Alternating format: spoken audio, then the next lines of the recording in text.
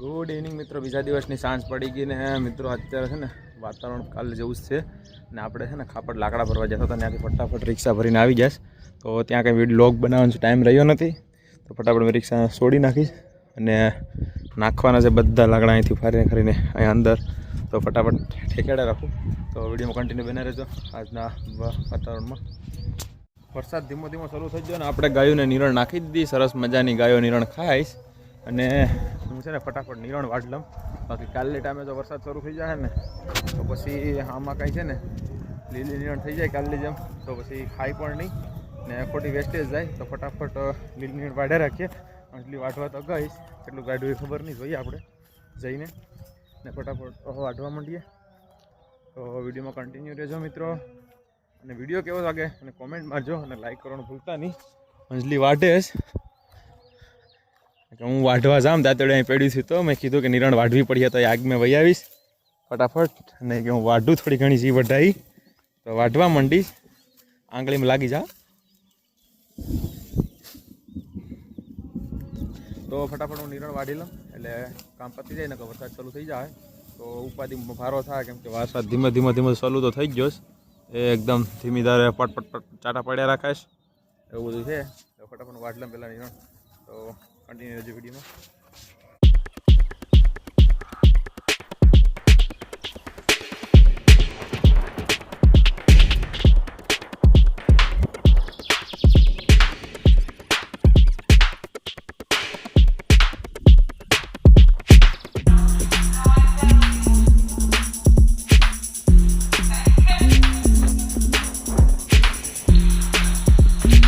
અંદર નખાઈ ગઈશ અને ખોળ પણ પલાળી દીધો છે ઓલમોસ્ટ, અને વરસાદે ચાલુ થઈ ગયો છે. બહાટી બોલાવે છે, ધીમે ધીમે ચાલુ કરતો થયો ને એટલે વધારે પણ આવવા માંડ્યો છે. હવે જોઈ શકો છો, હવે ગાજે છે એટલો જ અવાજ તો તમને આવતો ન આવતો એ ખબર નહીં, પણ હવે ગાજેશ તો ખરો બરાબર. કંઈ ઉપાધિ જેવું છે નહીં, વરસાદ આવે પણ નુકસાન થાય થોડું ઘણું ખેડૂતોને. આપણે એટલું બધું કંઈ નુકસાન નથી અને આપણે ફટાફટ આમાં કેમેરાનું બધું પલળી જાય, અંદર સપરામાં ભાગી જાય ગાયોના, તો કાંક સરખું રિઝલ્ટ આવે. તો આમાં કેમેરામાં પણ પાણી કાઢી ગયું છે. ગાયોને નાખી દીધીશ તો એ ખાઈશ, અને આમાં કંઈ ઉપાધિ જેવું છે નહીં, સપરું છે બહાર એટલે રાતે તો અંદર બાંધવાના હોય. વરસાદ આવે તો પ્રોબ્લેમ નહીં થાય. બળતણ આપણે લેવાય સીધા ઢગલો કર્યો પણ ફરીદા પલ્લી જવાના હેડી બધા બળતણ. ને અમે એક સોયાબીની ભૂકી બારી રહી ગઈ છે એ ઢાંકી દીધી. બાકી તો કંઈ ઉપાધિ જેવું છે નહીં, એ પલળે એવું નથી. વરસાદ આવે જ ધીમે ધીમે સારું થઈ ગયું, જોઈ શકો છો.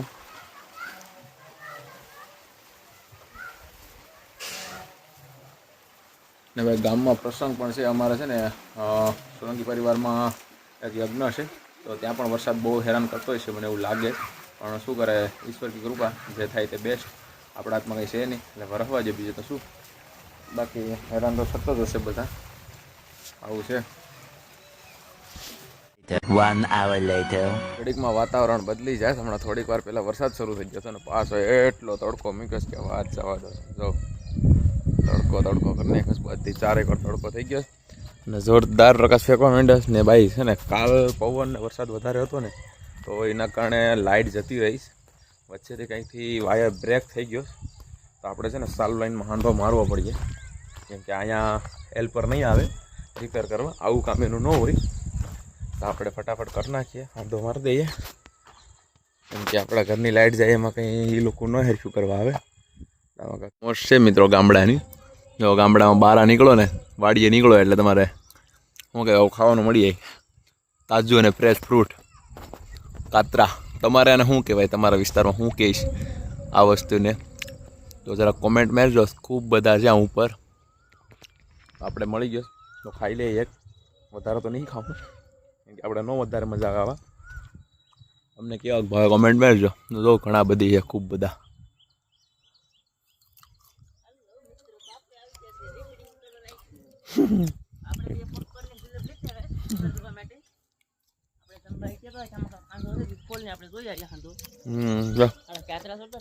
હા એટલે કાચરા લઈ જાઓ, ખાઈ લીધા. વિપુલભાઈ પકડીને લઈને આવી ગયા.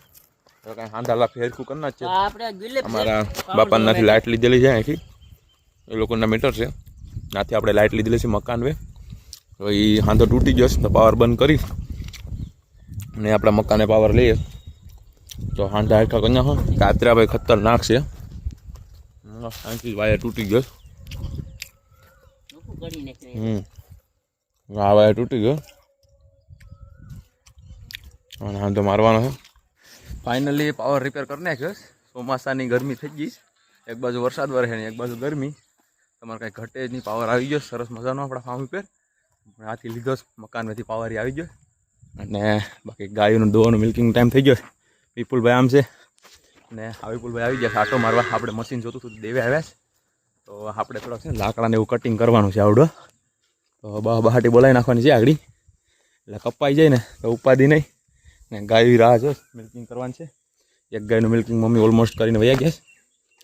તો આપણે પણ ફટાફટ ઓલી ગાયું લઈ અને મિલ્કિંગ કરી લઈએ. અને ખાણ બાણને બધું રેડી છે, ડન. એણ બેણને કાંઈ ઉપાધિ જેવું છે નહીં.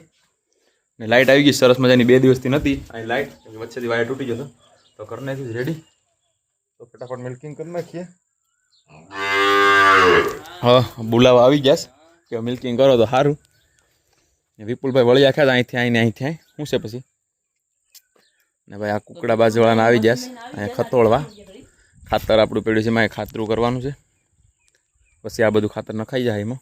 બળતણ અહીંયા પડ્યા છે અને કંઈક જુગાડ કરવાનો છે. જેલા વહેલા હાર કપાય ને એમ. મશીનનો હાથ નહીં રાખતો. તને નહીં કાપવા આવડે થોડો છોટો મારીએ તો લાગી જાય.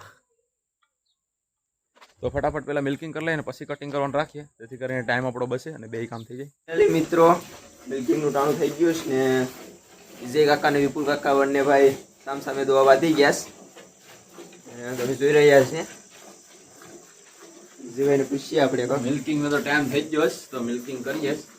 એક ગાયનું ઓલમોસ્ટ મમ્મી મિલ્કિંગ કરી નાખ્યું ને આ 2 ગાયું રહ્યું. ગાયકનું તો બસ ઓલમોસ્ટ હડી પટી જાય. એ ભાઈ દરરોજના મિલ્કિંગ કરીએ સવાર સાંજ માટે. અને આ જ ગાયનું આપણે દૂધમાંથી તૈયાર દેશી ગીર ગાયનું શુદ્ધ ઘી તૈયાર કરીએ. આ લાઈવ મિલ્કિંગ તમે જોઈ શકો. આ જ દૂધનું મિલ્કિંગ કરી અને પછી એમાંથી દૂધ તૈયાર કરી અને ઘી બનાવીએ. તો જો કોઈને ગીર ગાયનું શુદ્ધ ઘી જોતું હોય ને મિત્રો તો કોન્ટેક્ટ કરી શકો છો. હું તમને ડિસ્પ્લેમાં નંબર આપી દઈ તો એની પર કોન્ટેક્ટ કરજો.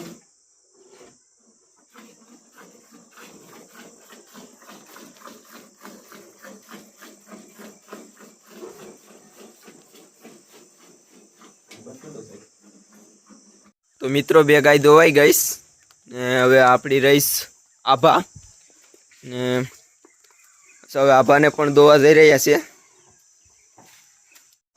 ઓકે, આભાનું મિલ્કિંગ બાકી રહ્યું છે. હવે બંસી દૂધ પી લે પછી દોઈ લઈએ ફટાફટ. 2 ગાયનું ઓલમોસ્ટ મિલ્કિંગ પતી ગયું. મિત્રો વાતાવરણના કારણે ગાય હરખી અમારી છે ને ખાતી નથી. શું કહે, વાતાવરણમાં ચેન્જ અને બદલાવ થાય ને એટલે થોડું આમ શું કહેવાય બધી ગાયો થોડી ઢીલી થઈ જાય. કેમ કે ભાઈ અચાનક ગરમીમાંથી ચોમાસું થાય ને એટલે પછી ખાવાનું અને પાણી પીવાનું ઓછું કરી નાખે અને થોડુંક કેવર આવે. બાકી તો કંઈ પ્રોબ્લેમ નથી. સરસ મજાની બધી તંદુરસ્ત છે, કંઈ નો પ્રોબ્લેમ. તો માણસ શું કે ગાયું બધાને પ્રોબ્લેમ થાય થોડો થોડો. તો ફટાફટ આડી બંસી દૂધ પી લઈ. બંસી 1-1.5 આસળ પી લે પછી બાકીનું વધતું દૂધ દોઈ લેવું આપણે. આપણે બનાવવાની છે બંસીને આભા કરતાં મોટી એટલે દૂધ તો પીવડાવવું પડીએ. તો આવે જ ભાઈ કેમ કે ઉતાવળી થઈ હતી 11ની. તો ફટાફટ દૂધ પી લે પછી મિલ્કિંગ કરી લઈએ.